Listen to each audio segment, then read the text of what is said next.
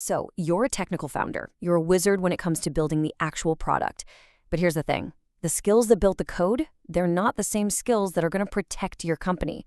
And that's what we're diving into today. The single most important financial decision you will ever make. How to hold on to the stake you've rightfully earned. Yeah, this one probably hits pretty close to home, right? You've literally created something from nothing, from just an idea. And now you're staring down the single biggest threat to your future with this company, giving away your ownership. Okay, let's get one thing straight right away. We need to be crystal clear about what's really at stake here.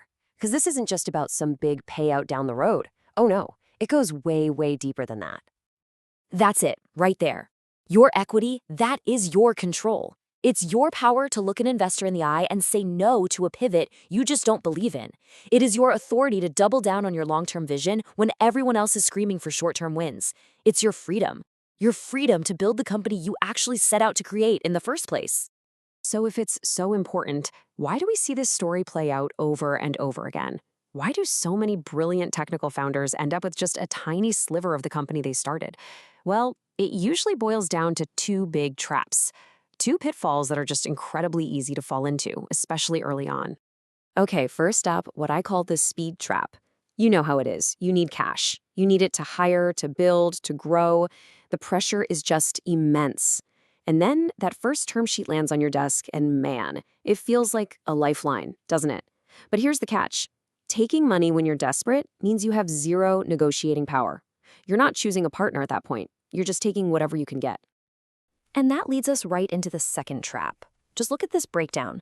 The stuff on the left, that's your zone of genius. Building the product, writing the code, you got that. But the skills on the right, things like fundraising strategy, deal negotiation, for most founders, those are learned through trial by fire. And that knowledge gap, that's exactly where founders get burned, agreeing to terms they just don't fully understand. All right, let's make this real. The word dilution, it can sound a little abstract, right? So let's actually visualize what it does to your stake over time. I'll warn you, it's kind of a painful story, but it's one you absolutely have to see. So here we are, day one. The world is your oyster. Maybe it's just you and a co-founder splitting the pie, or you've set aside a little slice for your first key hires. But look at that.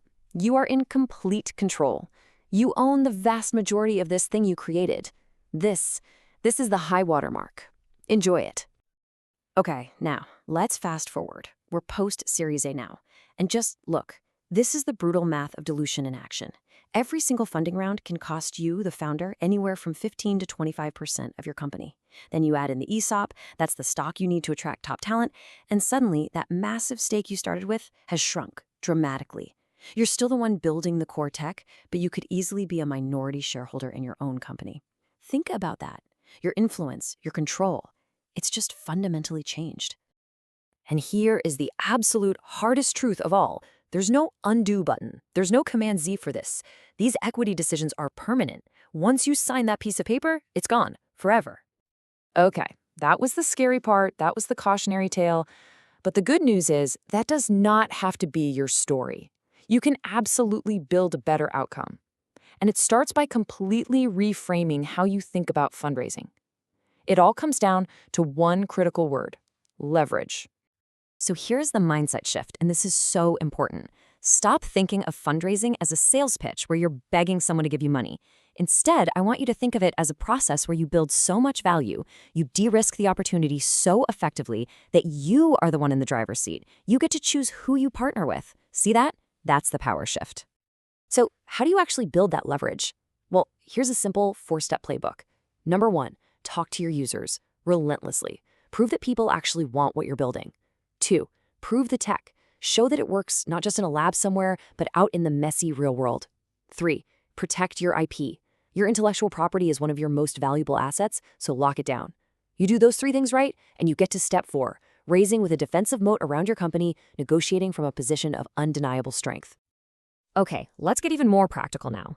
Building leverage, that's the high-level strategy. Now let's talk about the essential, non-negotiable tactics you need to put in place from the second you incorporate.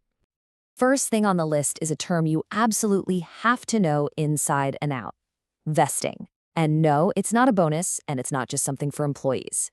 Think of it as a fundamental mechanism that makes sure ownership is earned through continued work, not just handed out for showing up at the start. Seriously, vesting is your company's ultimate safeguard, and it has to apply to everyone with equity. Yes, that includes you. The standard in the industry is a 4-year schedule with a 1-year cliff. And that cliff is simple. It just means you don't get any shares at all until you've stuck around for a full year. This is what protects the whole company if a co-founder or a key hire decides to leave early. And speaking of co-founders, please, please, please avoid the default 50-50 split just because it feels fair in the moment. Real fairness isn't about equality. It's about contribution.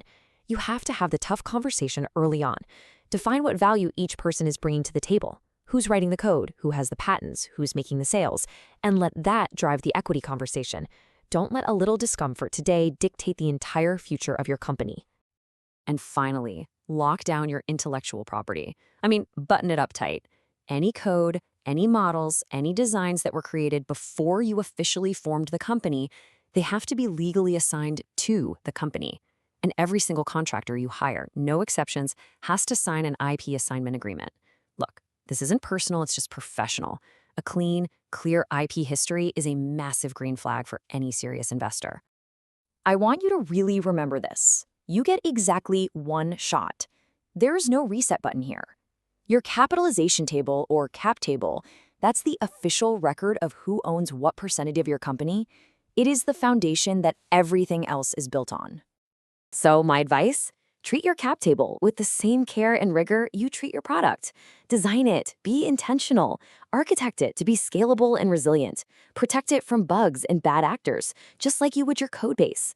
Because it is, without a doubt, the single most important document determining the future of your control and ultimately your wealth. So I'll leave you with this question to think about. You've built the technology. No one can take that away from you. But are you building the company that you will actually own? Are you taking the right steps right now to make sure the company that holds that amazing technology will still be yours to lead in the years to come? The choice really is yours.